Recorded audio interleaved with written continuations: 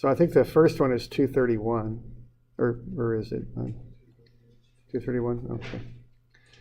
All right, so 231, what we got here is we've got a plate, and we're going to apply the strains that are shown. And we want to find the strains for an element oriented at 73 degrees from the horizontal. Okay. So what we're going to do then is this biaxial strain stuff on this.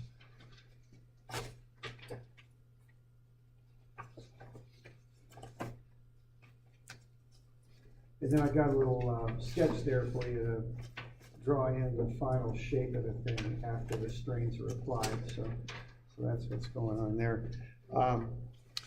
All right, so this is just a real standard kind of drill on doing this. It uses equations 71 and 72. So you just apply the strains that you see there to that and kind of work through it. Now, this is a little bit, it's a lot like doing biaxial stress in a lot of ways. There's couple little differences, but it's got a lot of similarities. Now, what you want to do, you want to approach this just like you do biaxial stress. You want to find the starting values that you've got to plug into the equations, and there they are. And then you also need to find the angles too, okay? So here's basically what we need to find. All right, now you're not just given what the number, you're given the numbers, but you got to figure out what the sign is. So the original square there is the original element. It's solid. The dashed rhombus, I guess, or parallelogram, I guess it would be, is what the shape will turn into after the strains are applied. So what we've got here is 450, and that'll be positive there. It's stretching out. Okay. Now in the y direction, it's getting shorter, you'll notice, so that's negative. Okay. Now the mu means 10 to the minus 6. It's just a standard abbreviation. A strain, remember, is a unitless number, so there aren't any other units other than there aren't any units. So that mu is just an abbreviation that means 10 to the minus 6.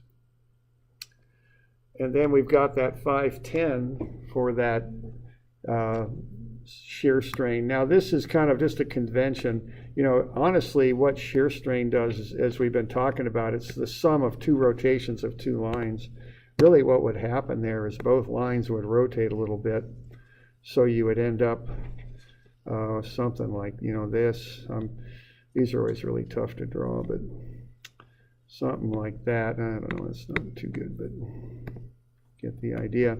Okay, but you can't dimension it if you show two lines rotating, because the strain would be in two locations.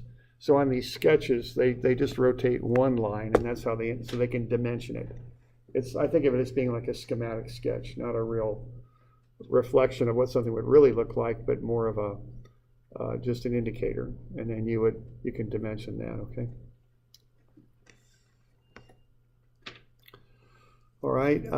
So once you've got that, so that angle there is getting smaller.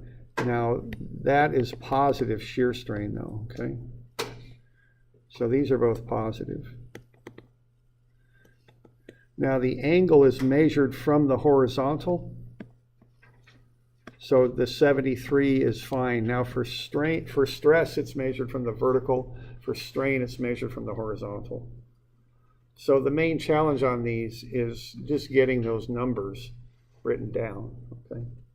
And then once you've got them, you just plug them into equations 71 and 72, and that's really, you know, the extent of it.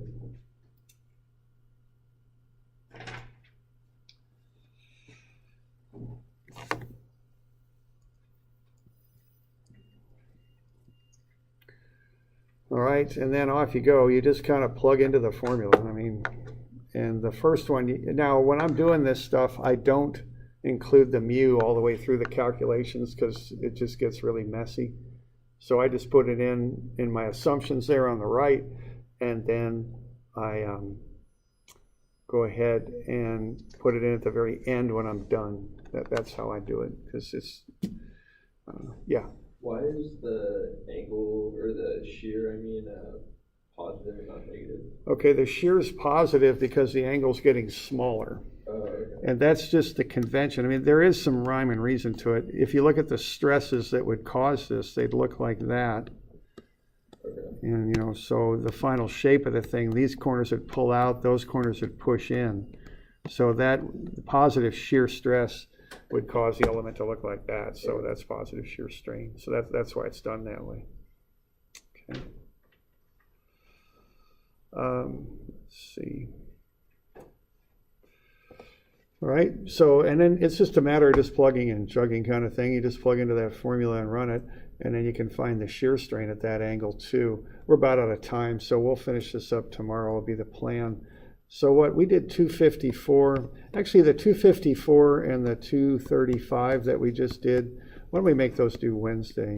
That way we'll have it with some other stuff we're turning in Wednesday that's similar. So why don't we do that instead of Monday? So that'll be the 8th, I think. Okay. All right. So why don't we do it that way? All right. So now we got that quiz coming up tomorrow, right? It's also down in the Red Cedar Hall 111 Testing Center. So keep that in mind that that's down there. And it's also during the first half of class tomorrow. Okay.